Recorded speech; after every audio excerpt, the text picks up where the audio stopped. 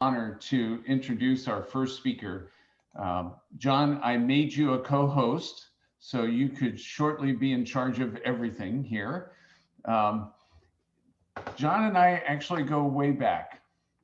Um, we first met when I was a brand new president in Concordia, Texas, and I went to Reverend Dr. Nunes' congregation to worship with him and met he and his amazing wife, Monique.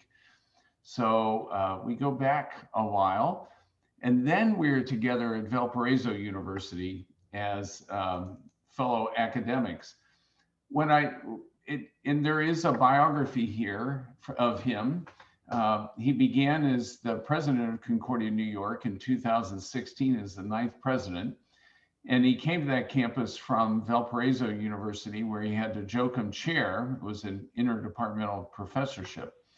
But he was also the head and president and CEO of Lutheran World Relief for 6 years, which is a huge organization that provides relief across 17 countries seeking to alleviate poverty and human suffering. And then again, when I met him, he was a parish pastor in Dallas, Texas. So John, you might want to check your mute switch. Are you good to go? I am now, Tom. Thanks so much for the introduction. And it's just good to see you. I haven't physically seen you for a while, so blessings. And I forgot to say at the very end, he's doing amazing work in Concordia, New York. So John, you have the floor. Yeah, thanks so much, Tom, and to you and Lauren and Marianne. Thanks for you actually embody everything you talked about in that devotional: integrity, faithfulness, vulnerability, and honor. And thanks so much also daily for your prayers for me and for Concordia College in New York. It's great to be back with all of you. Thanks so much for the opportunity to now my colleague, President Michael Thomas. Last time I was with you, we were just teasing about the possibility or the feasibility of this, and here you are landing in office in a year like none other. So welcome to this kind of presidential world. Mary Duvall, great to see you again. I'm going today. I have to jump out right afterwards. I hate to talk and run, so please forgive me for that. But we have a food distribution in Brooklyn, trying to move people, Mary, from relief to long-term development in their lives. So good to see you again. And also, I want to apologize up front to Dr. Mark Koshman, who I was with last week, and he led a simply transformative set of events at Concordia University St. Paul dealing with this very topic of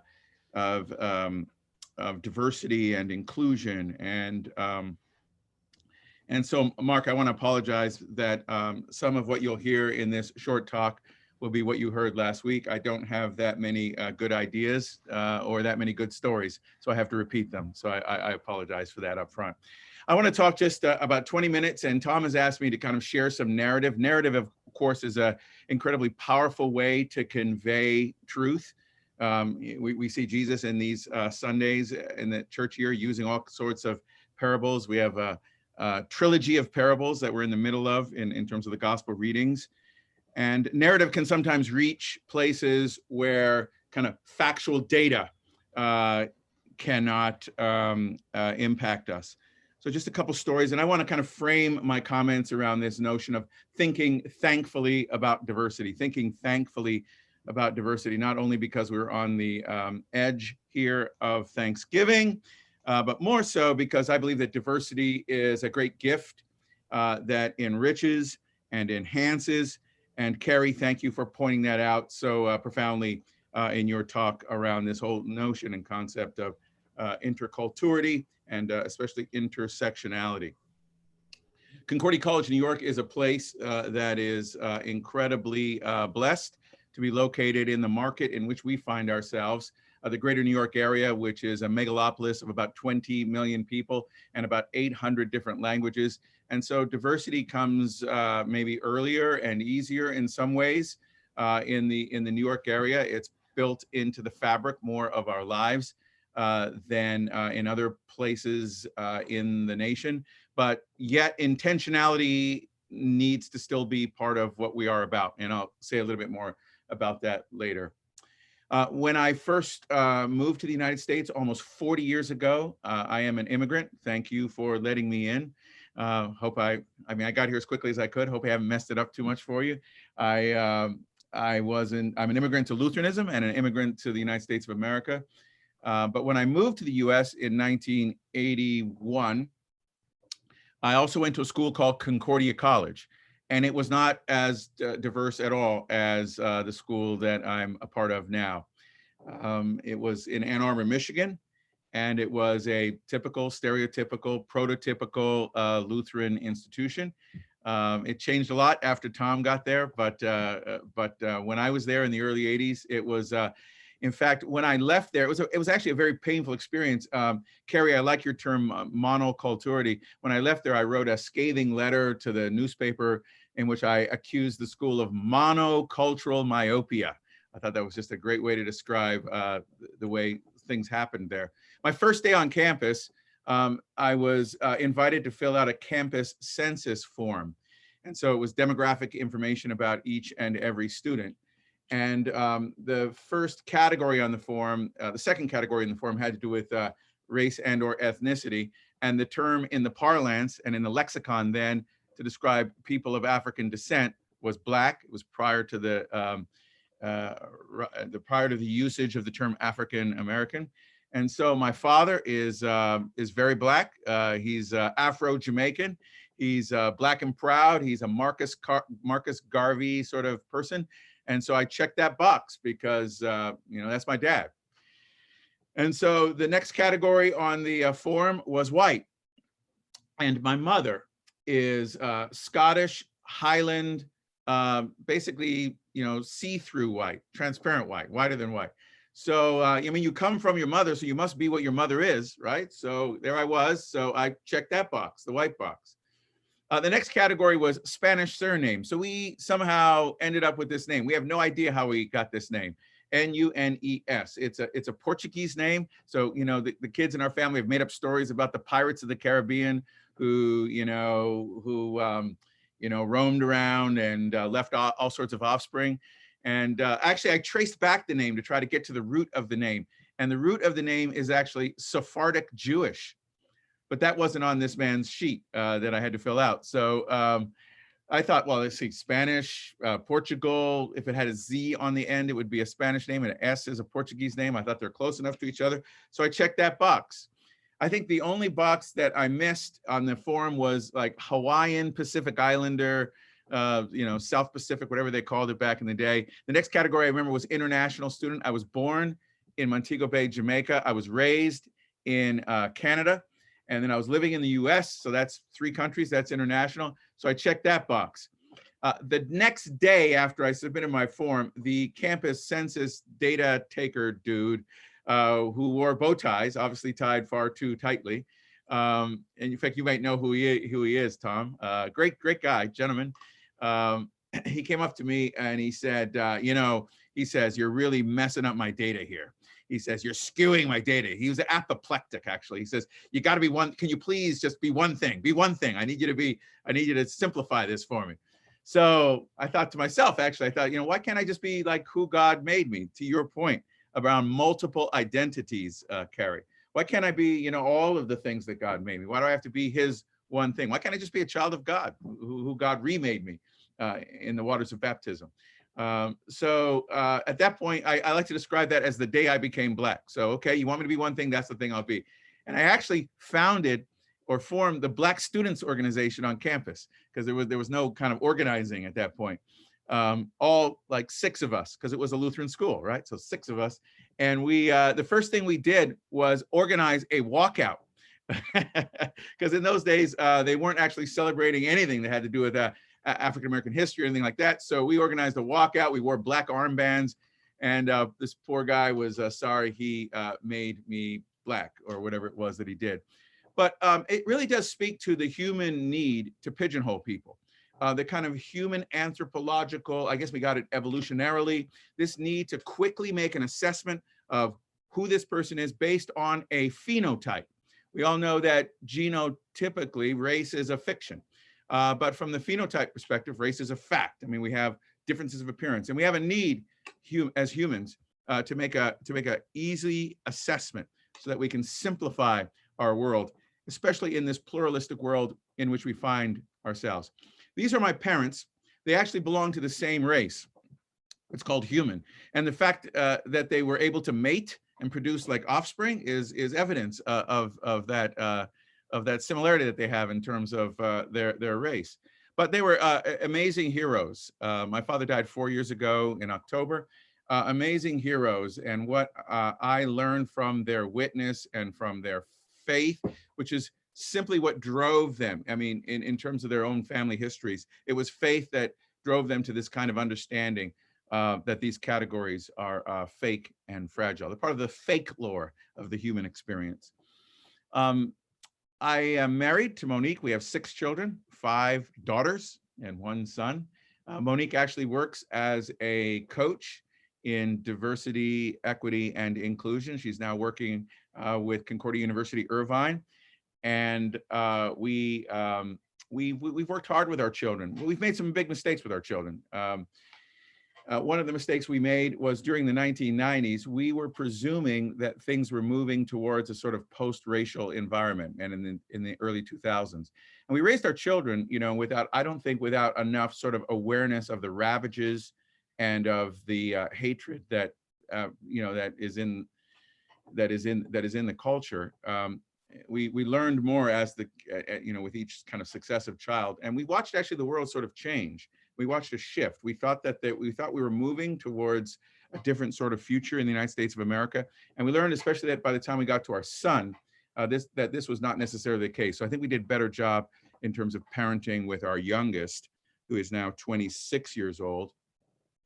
But I want to just talk a little bit about two concepts that are highly contested. One is privilege, and I actually don't call it white privilege, because I think there's lots of people who can have lots of privilege, who are not white. I'm not white. I have lots of privilege. I'm a male. That gives me a lot of privilege. I'm clergy. That gives me a lot of privilege. I'm a college president. I'm educated. I'm a lighter skinned Black person. That gives me a lot of privilege. More privilege than my own beautiful mahogany skinned son does.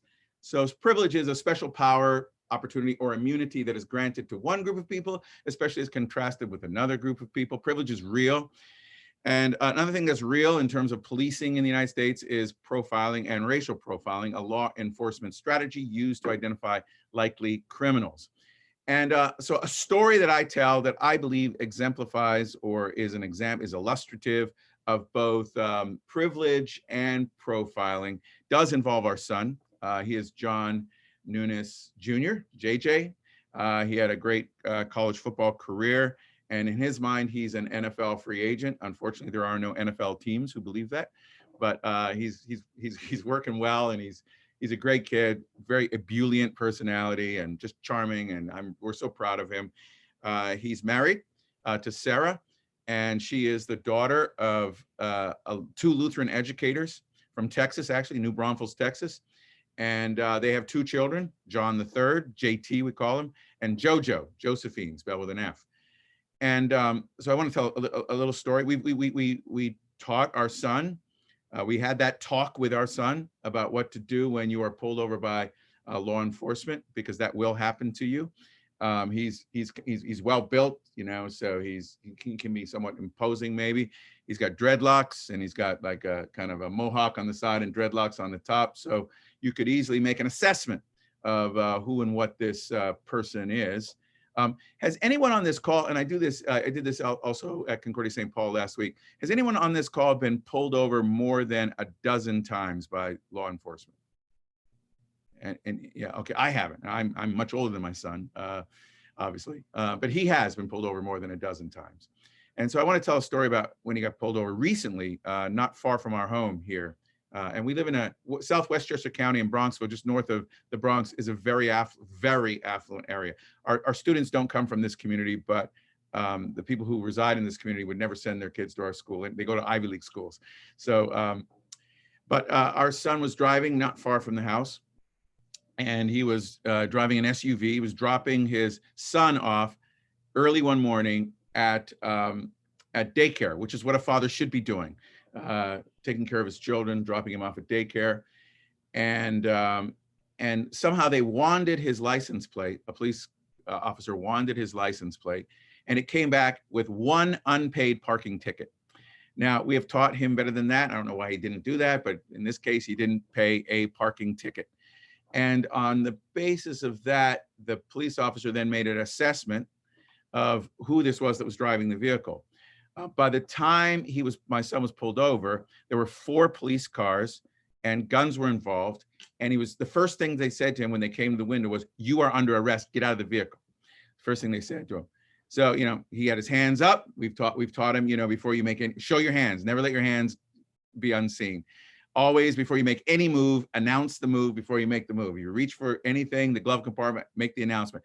Defer to the authority of the person who is there, because police officers need to take command and control of the situation, which they need to do, by the way. I understand that they need to do that, but they do need to do that. So defer to them at all costs. And, don't try to argue, like live to see your day in court. Don't try to argue with them or don't try to contest anything at that point. So he knows all the rules. They asked him for his driver's license. He showed them his driver's license. One police officer recognized his name. His name is the same as my name. He said, "Oh," he said, and my son saw the recognition and said, "Yeah, my father's the president at Concordia College." He says, "Oh, this must be some kind of mistake." Immediately he went right to that. This must be some kind of mistake. And my son was released immediately. He got home. I called the police chief, whose number I have since we work together. We're on the same team. So I called the police chief, and he immediately gave me a number. He said, "Call this guy and he'll take care of everything. And this situation will be taken care of as well." That's called privilege. When you have that sort of power to be able to make that kind of, so my son had that kind of privilege, which he inherited from me, I guess. I had it in order to make the adjustment. But imagine if he hadn't had that kind of training, or imagine if he hadn't had that kind of privilege or that kind of opportunity. So privilege is something that's real. And I believe that privilege is not something that we should use as an opportunity for shaming others or guilting others, but I think it's something that we should just own, just name it. Just you have it, you possess it. So bottom line, if I can say I possess it, you can say you possess it, okay? So privilege is something we possess, and it is leverage. And I believe it's leverage for us to be allies for others, to advocate, to use our voice for others. Not that others don't have voice, they have voice, they just don't have an opportunity to use their voice, and to provide access for others, So where do we start? I want to suggest just 6 quick things. First, Zoom, we're on Zoom here. So zoom out. I believe that as leaders, we have to zoom out, and we have to look at the landscape of the context in which we find ourselves and zoom out and figure out who is not at the table. Carrie, you spoke very compellingly about this as well. I like to say that if you're not at the table, then you're on the agenda. No, excuse me. If you're not at the table, then you're on the menu. If you're not at the table, you're on the menu. You're not on the agenda, you're on the menu. The old adage about nothing about them without them, we want to make sure people are at the table. And it won't just kind of happen. You got to be intentional about it. Humans being what we are, we resort to our kind of natural groups and people who walk like us and talk like us and look like us and cook like us and dance like us or don't dance like us. And so that's what we sort of prefer. And so we have to be, intentionality is really, really critical. And this is where a leader has an opportunity to make an impact as an ally, as an advocate, and to provide access for others. I have an opportunity in a small college to continue to teach. And one of the things I began day 1 of classes with, and I think I might have got this from Lisa Bond's Mary, but I've kind of changed it up a little bit. And so I asked the class to tap themselves on the chest 6 times. 1, 2, 3, 4, 5, 6. Now repeat after me. I don't know everything. I don't know everything. So you got to begin by kind of this kind of fundamental recognition that you don't know actually as much as you think you know. That's really important for 18-year-olds, and that's important for 48-year-olds as well, to kind of realize that a lot of presumptions that we carry, a lot of the assumptions we carry, a lot of the presuppositions that we carry are fictional, are false. So the need to be in listening mode. I was very, very proud of Concordia St. Paul last week, the extent to which they were in pure listening mode, and the opportunity to be in listening mode. So when you are in listening mode, zoom in, actually get to know individual people. It is one by one from the inside out that we make changes. First, we have to zoom out though, because we have to look at the broader landscape. But then once we get to know people, I think it's important to get close to people. Proximity really, really matters. This is why I think so many police officers make mistakes with profiling, because they haven't had anti-bias training, and they're not close enough to people to actually understand the nuances that there are. Everyone who doesn't know reggae music might think that it all sounds the same, but the closer you get to it, the more you realize there are different kind of genres of reggae music. There's dance hall music, and there's old school Marley reggae, there's ska, there's all sorts of different kinds of reggae, different kinds of classical music, Baroque, and there's Bach is different than Beethoven, then different than Brahms, different than Mozart. So get close, zoom in, get to know people. Number 5, I think it's important to betray your tribe.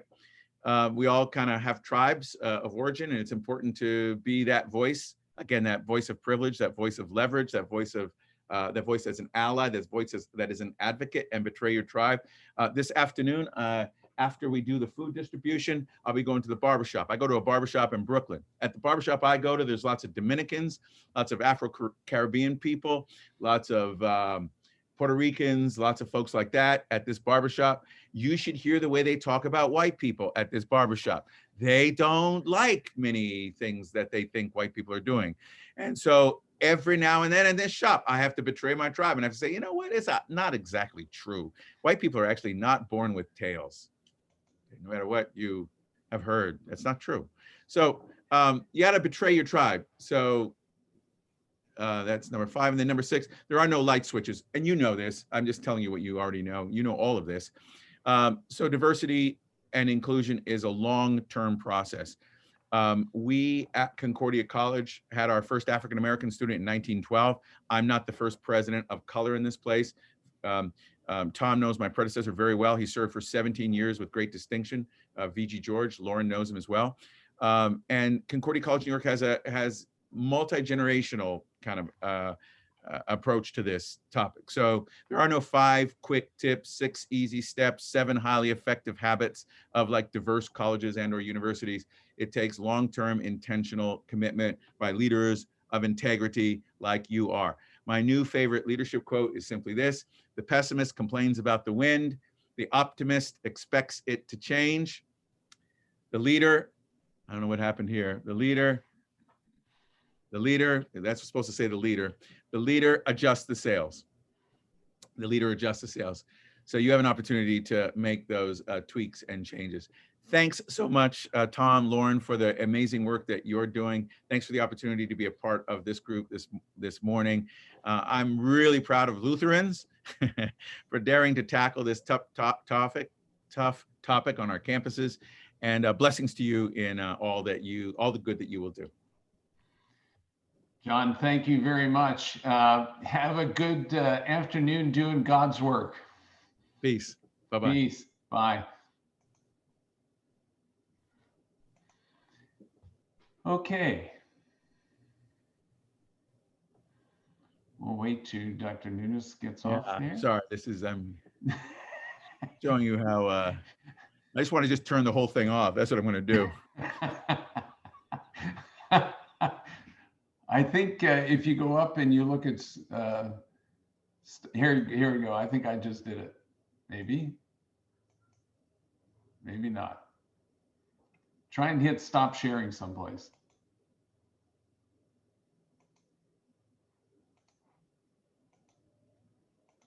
Okay, I think I got it. Amy, are you with us? I am. Hi.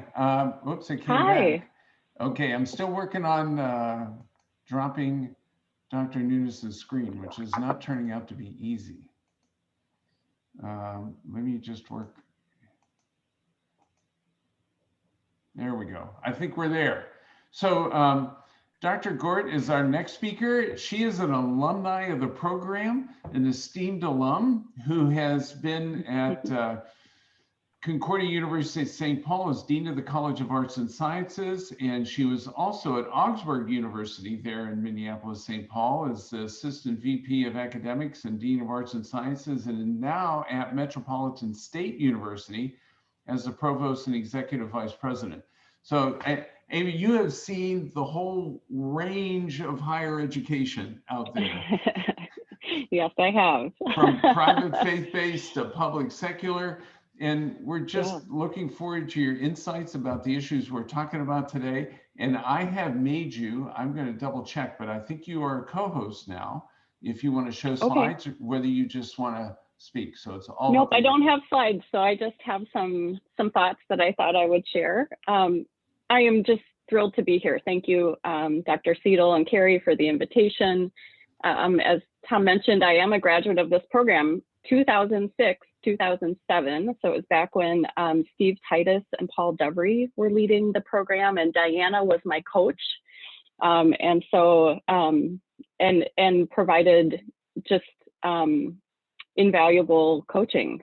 So I'm just thrilled to know that Diana is here. Hi, Diana.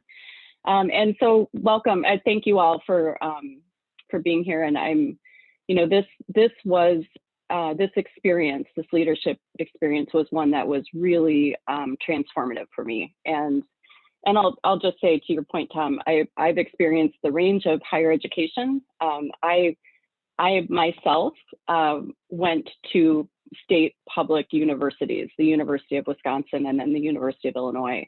So my first experience with private faith-based liberal arts was when I took a faculty position in the biology department at Concordia St. Paul. And my years with Lutheran higher education have truly shaped me in ways that I find I really appreciate. So Tom mentioned my professional experience. I think, one thing I'll just mention is that I grew up in the Twin Cities here in a suburb of Minneapolis, and I've pretty much spent almost my entire life here. I went away for school, basically, and came back, but have served at higher education institutions that are each in more urban settings. So, of course, Concordia St. Paul is kind of right in between Minneapolis, downtown Minneapolis, and downtown St. Paul. Augsburg is right, on the edge of downtown Minneapolis, and now Metropolitan State is on the edge of downtown St. Paul. And so, so just to give you that kind of context, I've not worked in a more rural setting. So I was able to log in and listen to President Nunes, and it was really an honor to do that. As I say, I have privilege as a white woman. I'm cisgender. I grew up in a suburb. I'm highly educated. I come from a working class family, but I've moved into more of a upper class kind of situation. And so all of those things, I have become more aware of what that means for me and how I move in the world. I first engaged diversity and inclusion learning opportunities as a new faculty member in the early 2000s at Concordia St. Paul. And I don't know if any of you know Cheryl Chapman. She was the director of equity and diversity there when I started. And I'll be honest, I had no idea, and I had the privilege to have no idea about what racism looked like and felt like for people even in my own community. I thought that racism didn't happen in Minnesota. I thought it was for other places. And I was surprised to learn from Cheryl that the students at Concordia University who belonged to communities of color were reporting that professors treated them differently. And I remember the day when I went into her office and I said, I don't even know what you mean. Like, what does that even look like? And that question led to a long and really, important road for me in my own learning. I'll just mention quickly, I found a journal from 2004 when Concordia St. Paul was doing a diversity training. And I can't remember what it was called, but I was showing it to my daughter, who is 20, and she looked at me and she said, "Are you telling me that you didn't know that racism was a thing before 2004? And I was like, I mean, yeah, kind of, you know, and in her mind, like that's like, she can't even imagine it. So I'll offer that up in thinking about, you know, the students that we're all working to serve. I first took the IDI. I know you've taken that tool in 2009, just after I started at Augsburg University, and I was dead in minimization. And back then there was you talk about a trailer, and basically I was in minimization and saying that other people's culture was stronger or had more benefits than my culture. And that was a type of way that they would classify minimization. And so as part of my the coaching that came along with the IDI, I really started delving into my own culture and actually saying to myself, I have a culture, and what does that actually look like? And so that has been a really important journey for me. And I've taken the IDI several times since, and I've seen my growth in intercultural competence. So I just want to offer, you know, for those of you who are maybe doing this tool for the first time, it is a tool that, at least for me, has been very helpful. And in the, you know, thinking about the advice and the coaching that kind of comes along with how do you move forward in your intercultural competence development has been really beneficial to me. I was, you know, it was in addition to the training that I experienced at Augsburg, or at Concordia St. Paul those early years. Then when I was at Augsburg, that was at a time when the student body was really diversifying, and there was a big investment in training for faculty and staff. And so I was able to participate in that training, and I earned a certificate in diversity and inclusion. I also, the university asked me to become an IDI administrator to be able to further the work, and so I got more opportunities that way.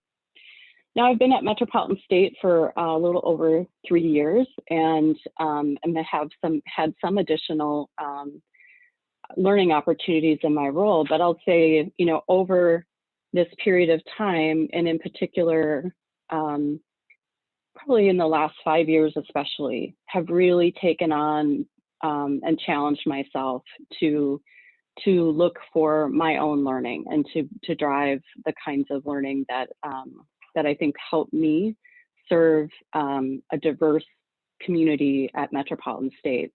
So things like, you know, really paying attention, learning about white privilege, white culture, anti-racism, reading books written by people of color.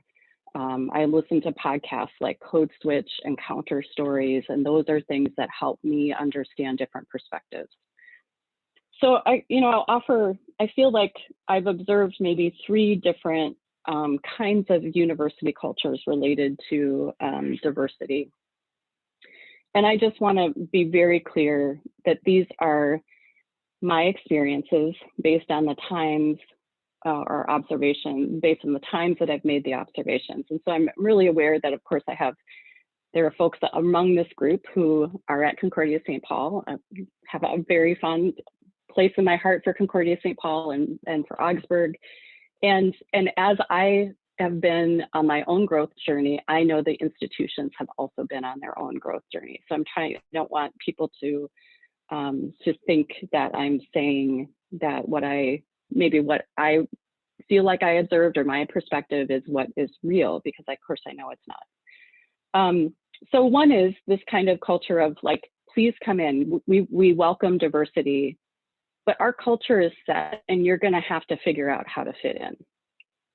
That's on one end of the spectrum, I would say. Then maybe more in the center is, you're welcome, we welcome diversity. Aspects of the culture are set, and you're you're going to have to fit in here, but we're willing to flex on some other areas.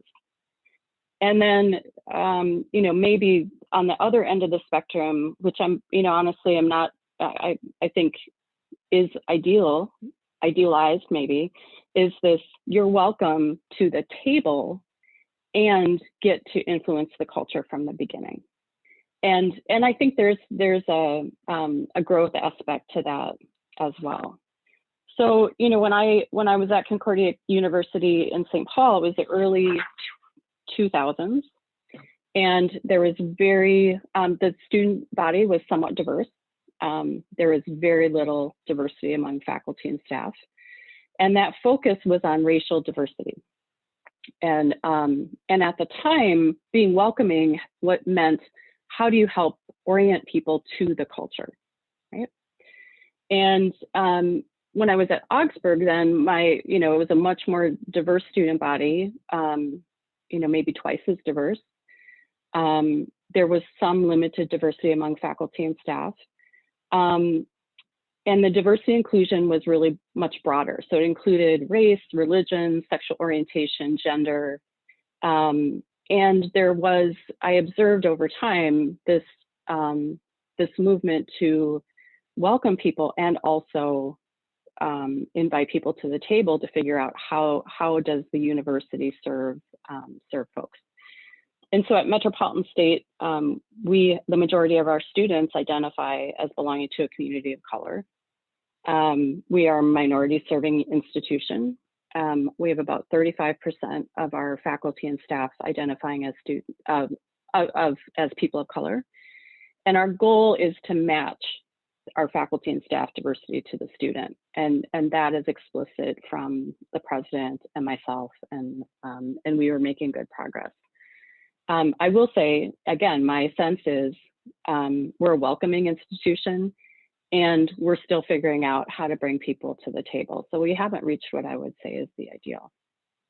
So I thought I'd just share maybe a few experiences that again, my observations or perspectives. I've observed it, you know, a university saying, we are committed to diversity. And then what happens when students or people around the university define what diversity means? So for example, and I'll just say as a fact, I don't think this is, you know, when I was at Concordia University, diversity was really focused on racial diversity. And as a faculty member, I remember having a conversation with President Holst and saying, but we also have religious diversity on campus, and what does that mean, right? And so there can be these, you know, situations where a university's focus on diversity and being welcoming can get confusing, or can get just harder if diversity is not, if everyone's not seeing what diversity means, and so, or what you know, what an institution means by that. I've observed campuses, I would say Augsburg got ahead of recruiting diverse students before it was actually ready. That faculty and staff at Augsburg hadn't really done the work to be inclusive, and that showed up in lots of ways. So in my role as dean, I saw that as bias complaints in the classroom. I see it now in some pockets at Metropolitan State about faculty of color feeling like they have to be extra careful around their colleagues who have some sway in terms of their tenure and promotion. I'll just, you know, some really specific examples, you know, faculty refusing to be flexible with students who practice different religions on religious holidays when the institution follows a Christian calendar, for example. One situation, and these are, I know you're all Lutheran, so this one I think will be, obviously music and choral music is really central to a Lutheran institution and experience. And when I was at Augsburg, I had a situation where there was an individual who had the sex of a male, identified as a female, had come to college identifying as a male, but transitioned to a female, and had been in choir. So this individual initially sang in the tenor section, and after the transition was trying to advocate for either singing in the tenor section wearing the choir robe, which of course was gendered, of a female, or moving to the alto section to be able to wear the choir robe that females wore, right? And it was something that, of course, I mean, it's not surprising. That was a new situation, and trying to work through some of those things. One, you know, I know I'm watching my time, but, you know, I was thinking about President Nunes' Amy, story about his. Take all the time Okay. you want. We're in good shape. Just keep going. Okay. So President Nunes, you know, talked about the safety issues of his son when he was pulled over by the police, and I have a story about safety and how students feel safe in a classroom, for example. And in this situation, I'd gotten a report of a English faculty member who had been using a piece of literature that included the N-word. And the faculty member was, you know, saying the N-word in class. And there were students of color. It was a class where there were white students and Black students. And initially I'd heard from a white student who said to me, "I need to tell you that this happened. I think it really upset my Black classmates. I think you maybe need to follow up on this." And so she gave me a name of a student who I might reach out to. And so I reached out to that student, who was a young Black man, and, you know, asked him what had happened. And he said, you know, actually it turned out, so this was an undergraduate class, but the student was a master's student, and he was studying to be a teacher. And so he was a bit older than other students in the class. And then also, you know, obviously in education. So he'd done some thinking about classroom environments. And he shared with me that for him personally, when he hears the N-word, he goes directly into fight or flight. His line of vision narrows. He can't hear that and he said, it is a safety issue for me when someone uses that word. That word signals to me that I am no longer safe.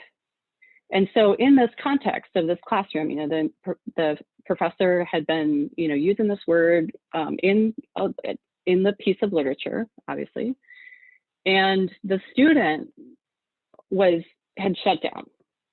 And the professor said to the student, what is going on with you? Like, why aren't you engaging in this material? And he just said, I can't even think right now.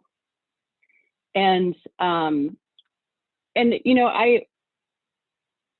I have been part of, you know, obviously I've been part of college campuses. This probably happened in, I don't know, 2015, right? So I've been 15 years on a college campus where I had and interacted with students of different racial backgrounds, and come from the vantage point of a faculty member who, you know, and this faculty member, when I spoke with her, said, well, that's my academic freedom.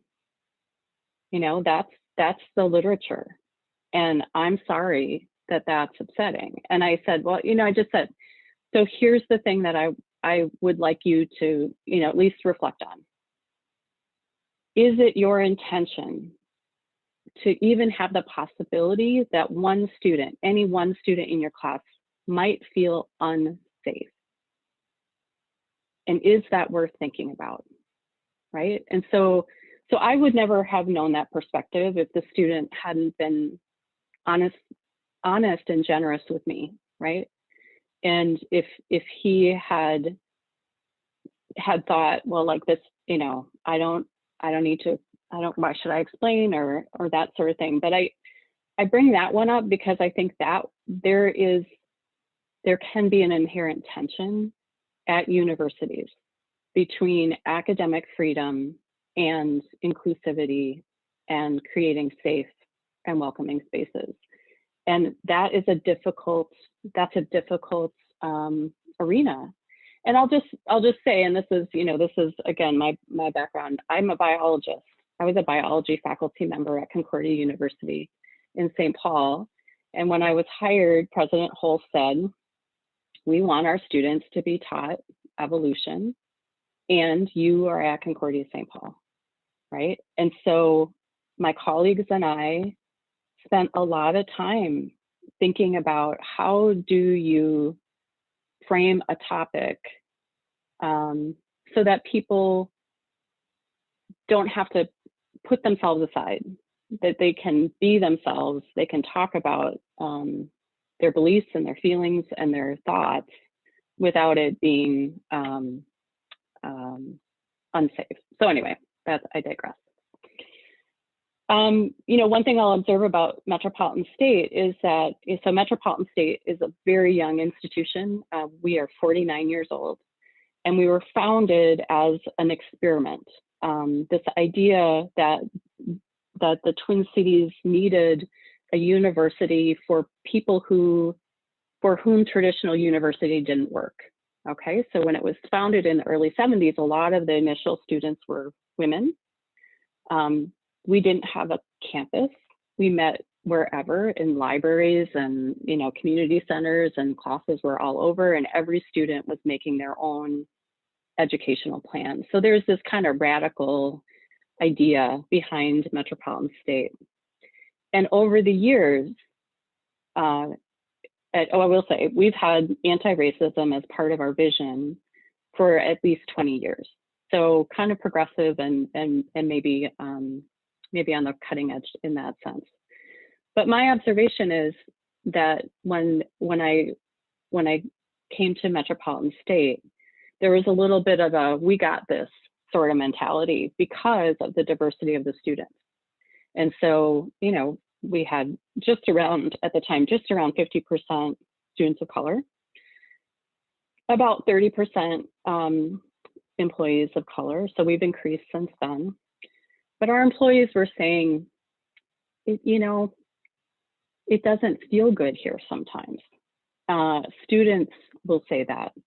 And I'll just give you an example. I'll share an example from my own interactions.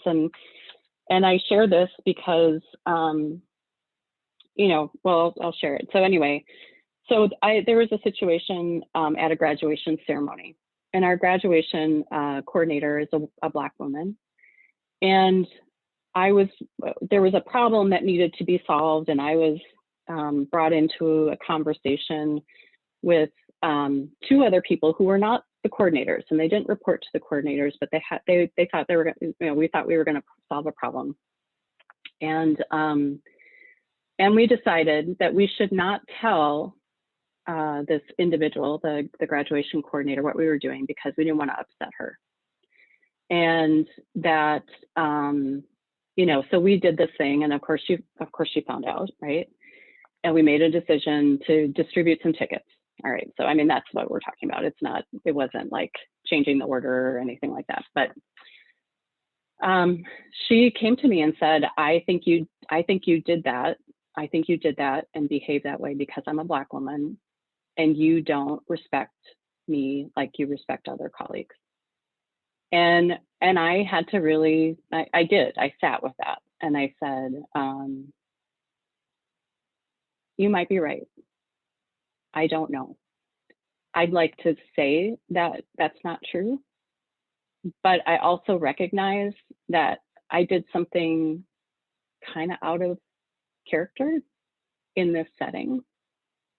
And I at the very least was disrespectful to you. And I was, I mean, absolutely disrespectful. Could be race at the heart of that, I'm not sure. And we talked it through. And, you know, it's an interesting, you know, I know that I've said over the years to my husband as we've had these conversations, and I maybe even said it about that situation. So in this case, a Black woman has gone through her whole life with all these different experiences, and of course is going to bring that history into every interaction. And if in her history she has been treated differently because she's a Black woman and people respond to her differently as a Black woman, then when I do something, she's going to see that too. And I'll just say, at times I was like, well, I mean, of course that's not what I meant, but that's your experience. I will say now, I think I'm, you know, I'm part of that. And if I'm not actively doing something different, then I'm still part of it. And so part of this is, you know, just kind of that ongoing willingness, as President Nunes talked about, that willingness to step back, to really think honestly, to be willing to say, I'm not sure, it might be there. I know I was raised in a racist environment, and my parents were wonderful people, and you know, but they grew up in a racist environment. And sometimes I think about things that I remember my parents saying, and I think, yep, that's the culture that they grew up in. That's the culture that I grew up in. And so my goal is to be open and honest about that, and to really challenge myself to reflect differently, or to do the work. And so I'll just leave a couple thoughts. Cultural competence is an ongoing process, as President Nunes mentioned, and it really deserves our serious attention and study. Something that we commit to each year, or each month, or each week.